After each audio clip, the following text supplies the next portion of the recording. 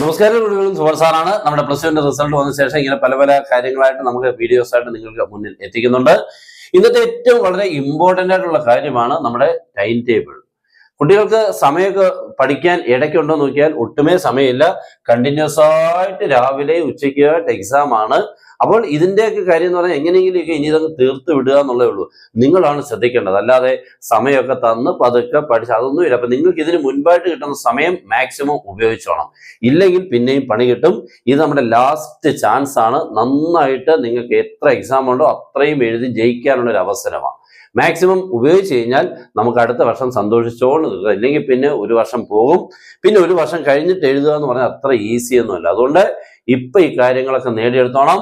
നിങ്ങൾ മാക്സിമം നിങ്ങളിപ്പോ എന്തൊക്കെയാണോ യൂട്ടിലൈസ് ചെയ്യുന്നത് ചുമ്മാതെ മീൻസ് മെയിനായിട്ട് എല്ലാവരും സോഷ്യൽ മീഡിയ അവനെ ഒന്ന് മാറ്റി വെച്ച് മീൻസ് സ്വിച്ച് ഓഫ് ചെയ്തിട്ട് വേണം പഠിത്തം തുടങ്ങാൻ. എന്തെങ്കിലും നടക്കുള്ളൂ. ഇല്ലെങ്കിൽ അവൻ കിടന്ന് ചിലയ്ക്കും, നമ്മൾ പോയി നോക്കും, പിന്നെ അതിന്റെ പുറകെ ആവും. എന്ന് പറഞ്ഞാൽ മൊബൈലിന്റെ കാര്യമാണ് പറഞ്ഞത് കേട്ടോ. അവനാ എല്ലാവരും ഇപ്പൊ വില്ലൻ എന്ന് പറഞ്ഞിട്ട് നമ്മുടെ പേരൻസ് വിളിക്കുമ്പോഴെല്ലാം പറയുന്നത്. പിന്നെ നമ്മുടെ ക്ലാസ് ഉണ്ട്, നിങ്ങൾക്ക് ജോയിൻ ചെയ്യാം. Physics, maths, chemistry, English, biology ഇതിന്റെ എല്ലാം സേ ക്ലാസ് നിങ്ങൾക്ക് കിട്ടും. ഉറപ്പായിട്ട് ജയിക്കുന്ന രീതിക്കുള്ള ക്ലാസ് ആയിരിക്കും.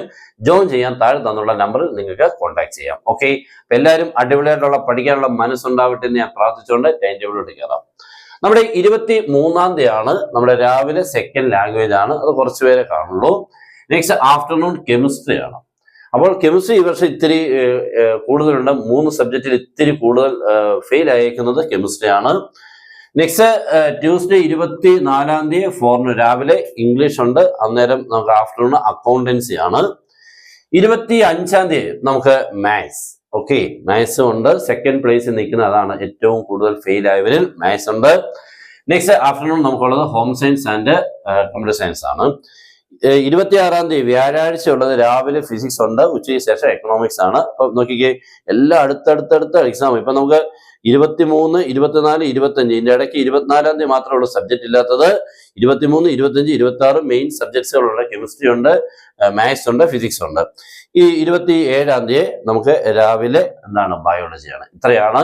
പിന്നെ നിങ്ങൾക്ക് പഠിക്കാനൊക്കെ ഇതിനകത്ത് 2, 3 ഒക്കെ ഉള്ളവരുണ്ട്. 4 എക്സാം എഴുതുന്നവരൊക്കെ ഉണ്ട്.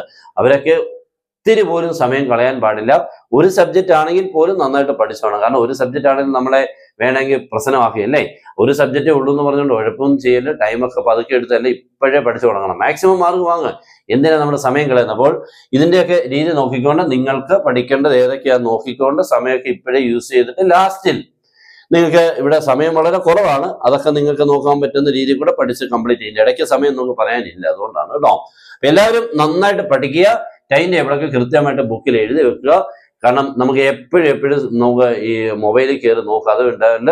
നിങ്ങൾക്ക് വേണ്ട മീൻസ് നിങ്ങളുടെ സബ്ജക്ട്സുകൾ ഒരു പേപ്പറിൽ എഴുതി നിങ്ങൾ പഠിക്കുന്ന റൂമിന്റെ ഓപ്പോസിറ്റ് എപ്പോഴും ഇരിക്കുന്നതിന്റെ ഓപ്പോസിറ്റ് ആയിട്ട് ആ സബ്ജക്റ്റും ഡേറ്റ് അതെല്ലാം എഴുതി കൃത്യമായിട്ട് എഴുതുക. രാവിലെയാണോ ഉച്ചയ്ക്കാണോ എന്നൊക്കെ കൃത്യമായിട്ട് എന്ന് എഴുതി വെച്ചേക്കണം.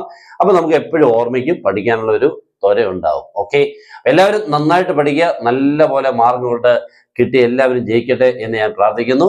Good bye.